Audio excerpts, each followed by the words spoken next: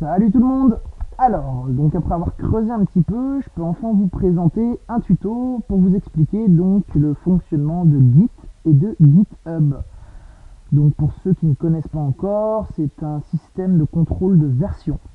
Alors ça a l'air un peu barbare comme nom comme ça, mais en fait, tout simplement, c'est quelque chose qui va vous permettre de contrôler un projet et d'y apporter des modifications au fur et à mesure, tout seul ou à plusieurs, sur votre machine ou sur un navigateur internet. Alors, on va commencer avec Git, qui est la version à l'ancienne, en console de commande, mais qui est la meilleure pour apprendre. Donc déjà, je vous invite à aller sur ce site, git-scm.com.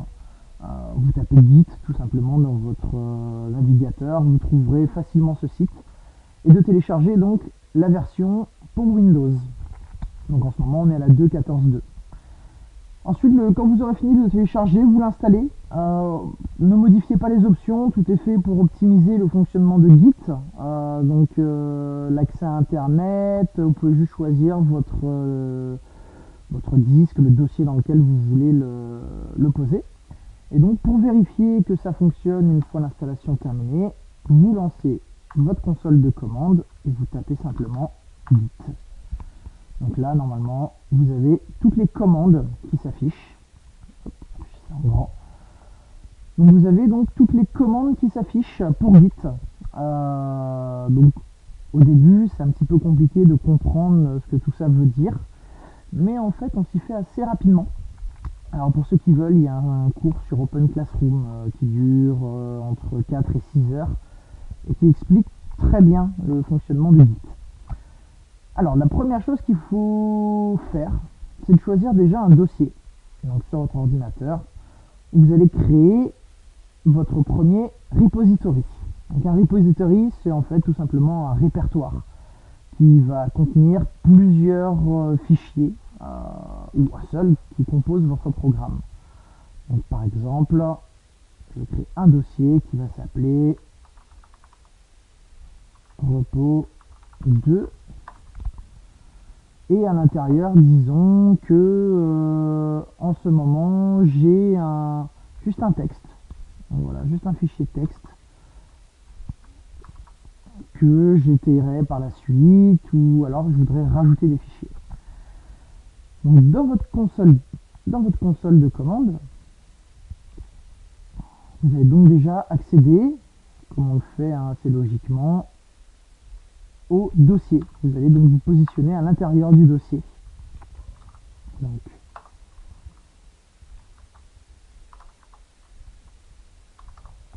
on va donc là où se trouve le dossier et repos 2. Voilà, nous sommes dedans. Maintenant, j'ai une commande toute simple qui s'appelle git log, qui me permet de voir ce qui se passe dans ce dossier. Ah, il me dit, mince, il ne se passe rien. Alors, la grande question, comment faire? Eh bien, vous allez faire tout simplement git init, qui veut dire initialiser, et qui en fait va utiliser le répertoire où vous êtes situé comme un repository. Hop, ça y est, c'est parti. Donc vous voyez, un message en anglais. Mais si vous faites un log, il n'y a toujours rien dedans. Pourquoi? Eh bien tout simplement parce qu'il a pris le répertoire, mais il n'a pas encore compris qu'il y avait un fichier dedans. Donc pour faire ça, donc, vous faites git. Donc toutes les commandes git commenceront par ce mot-clé qui est git. Donc add, pour ajouter en anglais, et le nom du fichier. Aucun message de confirmation, mais par contre si vous faites un log à nouveau, j'ai oublié un commit. Alors la différence entre le add et le commit. Le add, vous allez indiquer à Git que vous lui donnez un fichier dans le repository. Le commit va permettre d'effectuer ce changement. C'est comme si c'était un changement en attente. Et donc le commit permet de... C'est comme si vous pressiez la touche entrée en fait pour lui dire affecte-moi ce fichier à mon repo. Donc git commit, pardon. Et donc là vous avez un tiret M. Pourquoi tiret M? Parce que ça vous permet de mettre un commentaire tout simplement. Très important pour que les gens comprennent, quand ils vont lire votre projet, qu'ils comprennent ce que vous avez fait. Ajout d'un fichier texte. Voilà. Donc là, vous voyez, apparemment, il y a eu une modification qui a été enregistrée. Je refais git log. Tada! Ça y est, nous avons donc notre fichier qui est bien dans le repository de Git. Ensuite, après ça, vous allez me dire, mais quel intérêt? L'intérêt, c'est que tout simplement, si voilà, si jamais ce texte-là, vous le modifiez, par exemple, je vais rajouter 2 lignes qui vont dire au revoir, merci beaucoup, sauvegardez, fermez le fichier. Ici, il ne va pas voir la modification que vous avez fait tant que vous n'avez pas fait un nouveau commit. Donc, vous faites un commit, on va changer le commentaire, sinon forcément ça ne va pas aller. Donc, ajout de phrase, toujours quelque chose de clair et concis.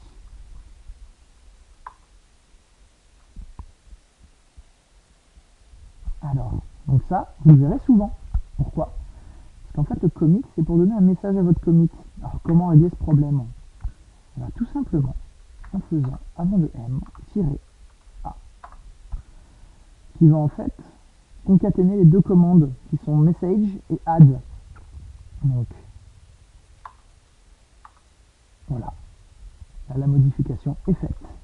Si vous refaites un git log, log qui veut dire journal en anglais, vous avez donc la dernière modification. Alors ensuite, étape numéro 2. Quel est ce message barbare que vous voyez ici?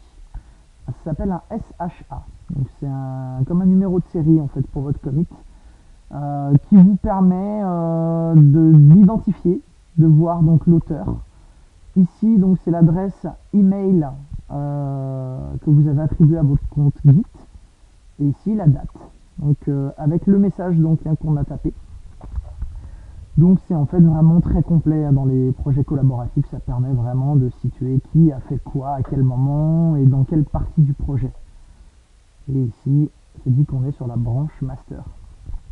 Donc ce qui nous apporte un autre sujet, la branche. Alors la branche, c'est, moi la manière dont je l'ai compris, c'est imaginez-vous plus un arbre. En fait le master ça va être le tronc de votre arbre. Et donc après vous allez créer des branches secondaires qui vont être en fait des modifications de votre programme, mais qui permettront à plusieurs personnes de faire des modifications qui n'ont rien à voir parallèlement. Et ensuite ça peut être au créateur du projet de choisir s'il va intégrer ou non les modifications au tronc de son projet. Donc si vous avez toujours des doutes sur les commandes, n'oubliez pas, vous faites git. Vous voyez ici, nous avons donc ce qui concerne les branches, ou du moins une partie de ce qui concerne les branches. Donc si je fais git checkout,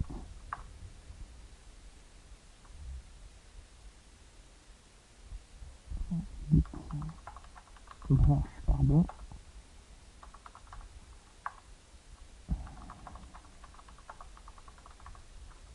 voilà. Ah, erreur de syntaxe, j'y ferai avec le temps. Voici donc git branche, donc les deux tirets pour demander la liste. Je dis donc là je n'ai qu'une branche, c'est la branche master tout simplement, parce que je n'ai pas créé de projet parallèle. Donc à vous après de créer une nouvelle branche. Donc en faisant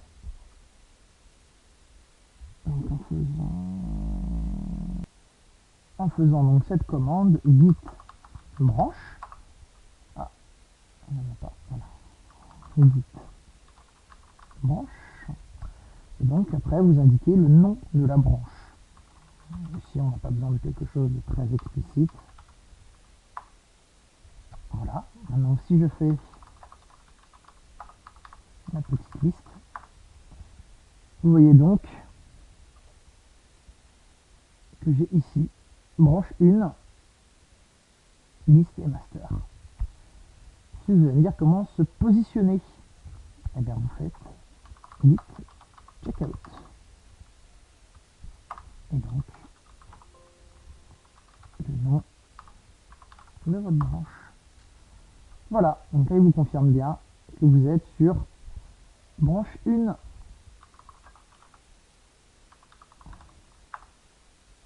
Voilà. Donc là, imaginons maintenant que nous refaisons une modification à notre projet.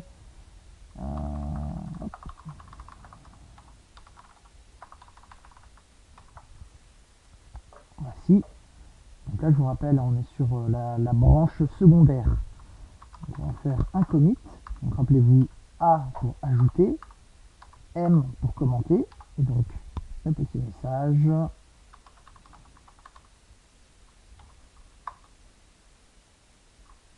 Ah, pardon, j'ai oublié commit. Quelques petits perfectionnements encore.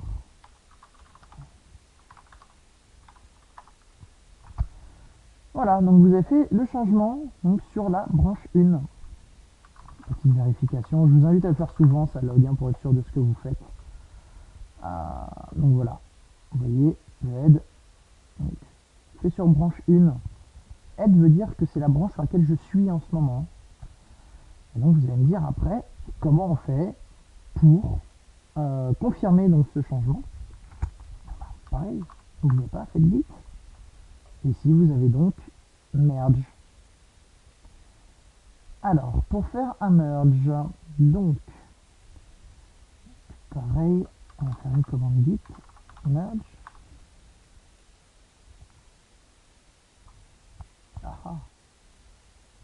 Donc nous en étions sur le merge. Donc je vous rappelle hein, les petites commandes. Donc si vous voulez rajouter une branche, vous faites git branche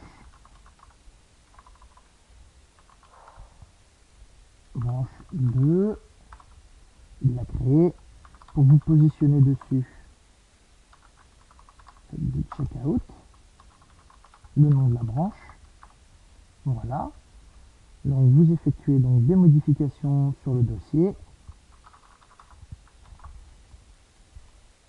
Et ensuite, donc pour faire le merge, il faut d'abord se replacer sur la branche principale. Donc la branche principale s'appelle toujours master. Voilà. Et donc ensuite vous faites merge. Et donc merge, en fait, vous allez indiquer le nom de la branche que vous voulez intégrer. Branche 2. Voilà.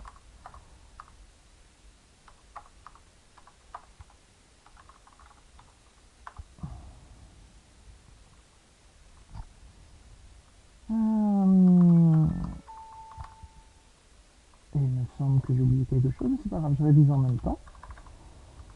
Donc git checkout branche 2. On se replace ici. Donc j'ai oublié de faire un commit.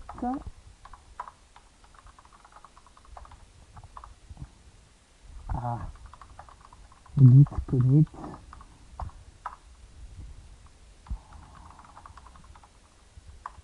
Voilà, ça y est, enfin. Et donc, je disais replacement sur la branche principale. Et donc là, git merge branche 2. Voici, enfin, après quelques petits soucis. Donc vous voyez ici, on a bien l'indication donc que les deux ont été merge. Donc toujours avec les mêmes infos en dessous. Alors vous allez me demander pourquoi est-ce qu'on s'embête avec tout ça? Eh ben tout simplement parce qu'en fait, même sous les IDE, parce que c'est des IDE pour Git, GitHub, vous allez en fait retrouver les mêmes instructions, donc qui seront du clic, mais c'est intéressant de savoir à quoi ça correspond et la console permet de connaître ça beaucoup plus facilement. Je trouve ça assez intéressant. Donc voilà, je vous invite à creuser par vous-même pour la suite. parce que bon, il y a pas mal de commandes qu'on n'a pas vues, par exemple RM qui permettent d'effacer certains fichiers, le clone, donc qui permettent de cloner votre repo dans un autre endroit. Voilà, les limites, donc on a vu pour créer un repository.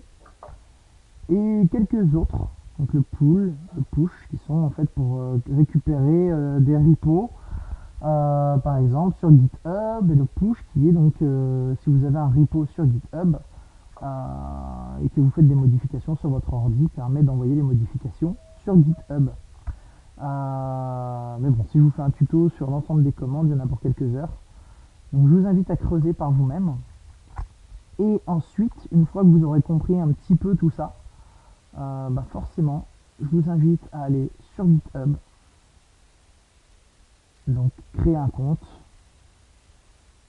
et ensuite vous téléchargez GitHub Desktop, qui permet d'avoir sur son bureau l'IDE GitHub, tout simplement, qui facilite beaucoup de choses. Ils sont à creuser aussi parce que l'utilisation est très très différente de Git, beaucoup plus graphique, mais du coup on peut se perdre beaucoup plus facilement. Donc faites des essais, n'hésitez pas, et je referai une vidéo si jamais besoin. Allez, merci à tous et bonne soirée. Tchuss.